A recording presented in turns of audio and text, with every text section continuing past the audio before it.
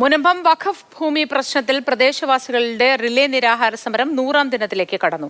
600 കുടുംബങ്ങളുടെ റവന്യൂ അവകാശങ്ങൾ പുനഃസ്ഥാപിക്കും വരെ സമരം തുടരാനാണ് ഭൂസംരക്ഷണ സമിതിയുടെ തീരുമാനം.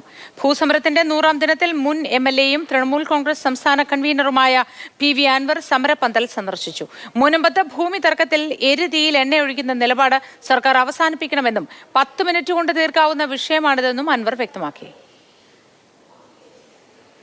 ക്രയവിക്രയ സ്വാതന്ത്ര്യത്തോടു കൂടി ഈ കോളേജിന്റെ ഉന്നമനത്തിന് അത് ഉപയോഗിക്കാമെന്നാണ്. ആ ഗണ്ണിക ഉപയോഗപ്പെടുത്തിയാണ് കോളേജ് പല ഘട്ടങ്ങളിലായി ഈ ഭൂമി വിറ്റിട്ടുള്ളത് എന്നാണ് നമുക്ക് മനസ്സിലാക്കാൻ സാധിക്കുന്നത്. ഇതിനെന്ത് ന്യായം? ഇതിന്റെ ഉത്തരം പറയേണ്ടത് രാജ്യം ഇന്ന് നാട് ഭരിക്കുന്ന സർക്കാരാണ്. ആ സർക്കാരിന് തീർക്കാവുന്ന ഒരു വിഷയം, അതിന് എരിതീയിൽ എണ്ണയൊഴിക്കുന്ന ഈ സ്വഭാവം സർക്കാർ അവസാനിപ്പിക്കണം. ഈ മനുഷ്യരോട് നീതി പുലർത്തണം.